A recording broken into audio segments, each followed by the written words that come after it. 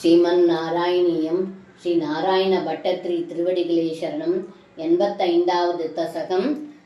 ஜராசந்தன் வதமும் தர்மநந்தன் ராஜசூய வேள்வியும். ததோ மகத பூபிருதாம் சிரநிரோத சங்லேசிதம் ததாட்டகயுதாயுதத் விதயமீச பூமி பிரதாம் அநாதசரணாயதே கமபி பூருஷம் பிராகினோ அயாச்சத சமாகத शबनमेव किं भूयसाम् इयासुरभिमागधम् तदनु नारदोधीरिदात् युधिष्ठिरमगोत्यमा उभयकार्यपर्याकुलः विरुद्धजयिनोत्पराद् उभयसिद्धिरिद्युद्धवे ससंसुषि निजै समम् पुरमियेदयौ दृष्टिरीम् अशेषदयिधायुधे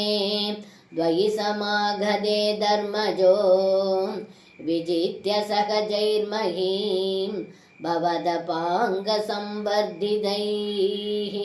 श्रियं निरुपमां वहन्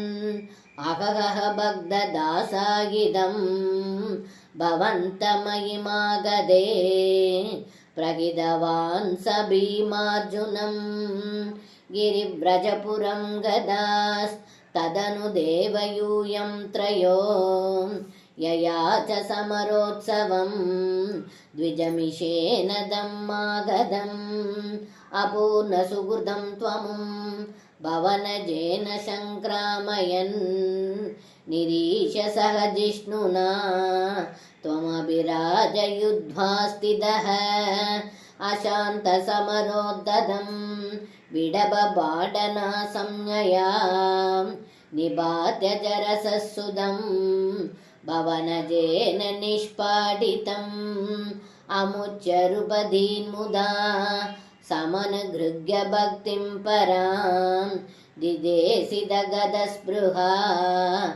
अभि च धर्मगुप्त्यै भुवः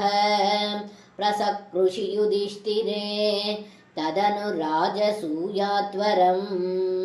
प्रसन्नमृदगीभवत् सकलराजगव्याकुलं त्वमव्ययि जगत्पदे द्विजपदावने जादिगं शगर्द किमु गद्यते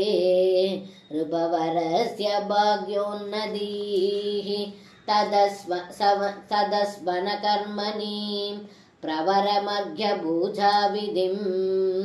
विसार्य सह देववा गनुगतः धर्मात्मजः व्यदद्ध भवदे मुदा सदसि विश्वं भूतात्मने तदा ससुरमानुषं भुवनमेव तृप्तिं ददौ ददः सपदि सेदिभो मुनिरुभेषु दिष्टस्वहो सभाजयदि गोजड पशुबदुद्धूरूढं वडुम् इति त्वयि स दुर्वसो विदधि मुत्वमन्नासना उदापददुदायुधस् समपदन्नमुं पाण्डवाः निवार्य निजभक्षगा नभिमुखस्य विद्वेषिणस्त्वमेव जगृषे शिरो तनुजधारिणा स्वारिणा जनुस्तृदयलब्धया सददसिन्धया शुद्धदीस् द्वया सपरमे गदा अद्रुतयोगिनां दुर्लभां ततः सुमहिदे त्वया क्रतुवरे निरूढे जनो ययौ जयति धर्मजो जयति कृष्ण इद्यालभन्